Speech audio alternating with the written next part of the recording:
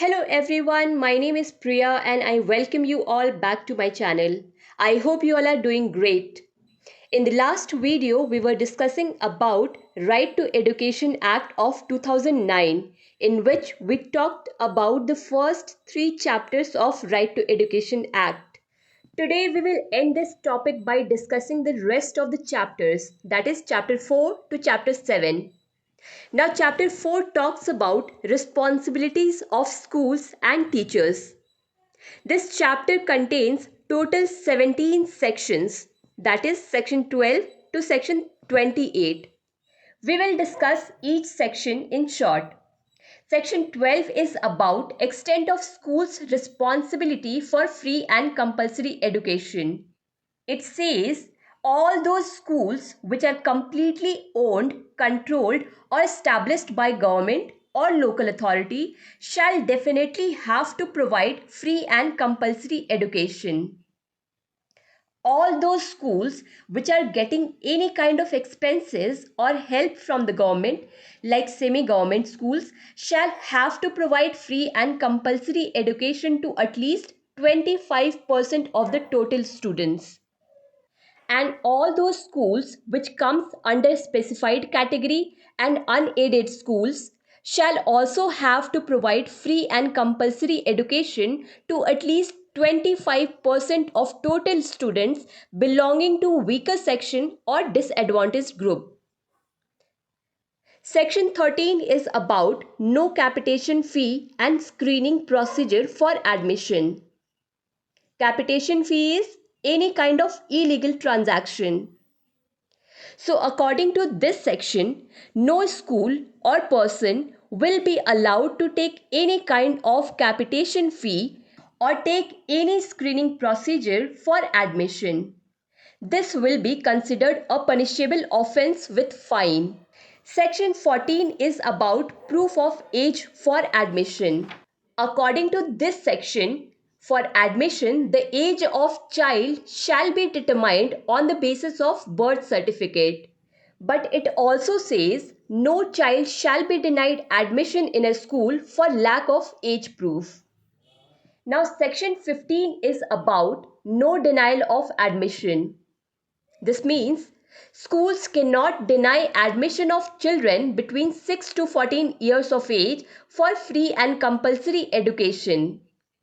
And if needed, children shall be provided elementary education even after 14 years of age if elementary education is incomplete. Section 16 is about prohibition of holding back and expulsion. Holding back means fail. Expulsion means remove. This means no child shall be failed in any class or expelled from the school till the completion of elementary education. Section 17 is about prohibition of physical punishment and mental harassment to child. Simply, no child shall be subjected to physical punishment or mental harassment. Section 18 is about no school to be established without obtaining certificate of recognition. Simply, no person can run any school without having any recognition from the government. And if anyone does so, that will be considered punishable offence with fine. Section 19 is about norms and standards for school. It says every school shall have to follow norms and standards specified to get the recognition by the government to run any school. Section 20 is about power to amend schedule. According to this section, only central government can make changes in the norms and standards. Section 21 is about school management committee. It says the school management committee shall have to include elected members of local authority, parents and guardians of children admitted including parents of weaker section and disadvantaged group, and teachers. And also said 50% of the total members of the committee shall be women. And this will be done except the schools which come under these two categories. Now section 22 is about school development plan. It says the school management committee shall prepare plans for the development of the school. Section 23 is about qualification for appointment and terms and conditions of services of teachers. According to this section, all such person will be eligible for appointment as a teacher possessing minimum qualification and will get salary and allowances as prescribed by the government. Section 24 is about duties of teachers and redressal of grievances. According to this section, the appointed teachers shall maintain regularity and punctuality, complete curriculum on time, shall focus on learning ability of each child, and hold regular meeting with parents. And if any teacher fails to perform these duties, actions will be taken against them. Now section 25 is about pupil teacher ratio. According to this section of RTE Act, the appropriate government and the local authority shall ensure the student teacher ratio.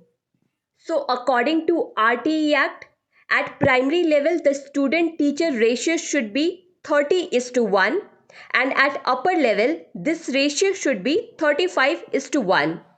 Moving to the next section, that is section 26.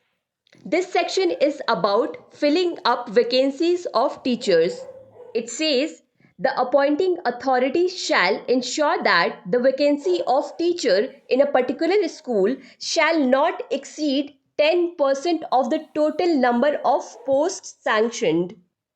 Section 27 is about prohibition of deployment of teachers for non-educational purposes. Simply, this section says no teacher shall be deployed for non-educational purposes except cases like population survey, disaster relief duties, or election duties. Section 28 is about prohibition of private tuition by teachers. Simply, no teacher shall engage himself or herself in private tuition or private teaching activity. So this was the last section of chapter 4. After this comes chapter 5. This chapter talks about curriculum and completion of elementary education. This chapter contains two sections, section 29 and 30. Section 29 is about curriculum and evaluation procedure. It says the framing of the curriculum and evaluation procedure for children should focus on all-round development of the child, building up child's knowledge, potential and talent, development of mental and physical abilities, learning through activities, instructions should be given in child's mother tongue, and making the child free of fear. Now section 30 is about examination and completion certificate. It says no child shall be required to pass any board examination till completion of elementary education. And every child shall be awarded a certificate after completing his or her elementary education. Now this was about two sections of chapter 5. Moving to the next chapter, that is chapter 6, which talks about protection of rights of children. This chapter contains four sections, section 31 to section 34. Section 31 is about monitoring of child's right to education. In this section, three commissions have been mentioned. The National Commission for Protection of Child's Right, the State Commission for Protection of Child's Right, and the Commission for Protection of Child's Right Act 2005. These commission will be responsible for the child's right of education, like examining, recommending measures for better functioning of this act, and also inquire into complaints related to child's education. Section 32 is about redressal of grievances. This means if any person feels that something is unfair related to the child's right under this act, then that person can make written complaint to the local authority. And if the person is not satisfied with the decision of local authority, then that person can move to the state commission or any other higher authority. Now section 33 is about Constitution of National Advisory Council. It says the central government shall make a council called National Advisory Council of 15 members having knowledge and practical experience in the field of elementary education and child development. This council will give advice and directions to the central government. Section 34 is about Constitution of State Advisory Council. Same as Section 33, the state government shall make a council called State Advisory Council of 15 members to give advice and direction to the state government for better functioning of this act. So this was about 4 sections of chapter 6. Now moving to the last chapter of RTE Act, that is chapter 7. This chapter talks about miscellaneous. This chapter contains last 4 sections, that is section 35 to 38. Section 35 is about power to issue directions. According to this section, the power to issue direction or guidelines lies with the central government, state government, or the local authorities. Central government can give directions to the state government or the local authorities. State government can give direction to the local authorities or school management, and the local authority can give direction to the school management. Now section 36 is about previous sanction for prosecution. In this section, it has been said that if there is a complaint against any person, then no action can be taken or punishment can be given to that person until the approval of this fact is received or sanctioned by the appointing authority. Okay? Suppose there is a complaint against a person that the person has taken money for the admission. So, in that case, before taking any action against the person, approval from the authority who appointed him is important, whether that person is really wrong or not. This has been done for the safety of honest officers. Okay? Section 37 is about protection of action taken in good faith.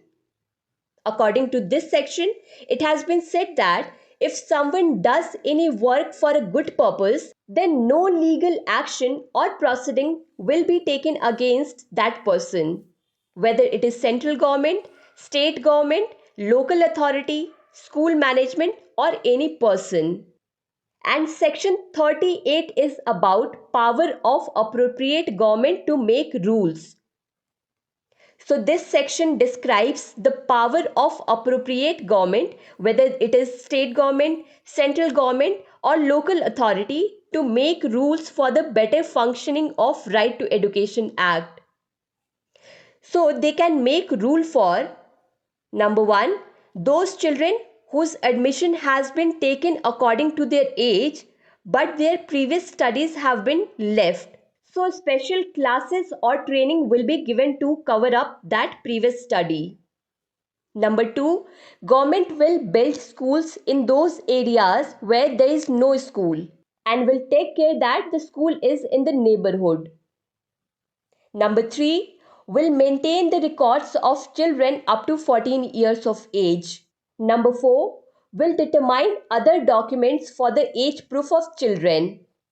Number 5, will look after those children whose elementary education is incomplete even after 14 years of age. Number 6, will look after whether school is recognized or not. Number 7, will look after salary and allowances of teachers. and many more things which we have discussed in previous sections. So this was end of chapter 7 of Right to Education Act. So that's all about Right to Education Act of 2009, in which we discussed all 7 chapters in detail. So from the next video, we will continue with DPSP article, that is Article 46.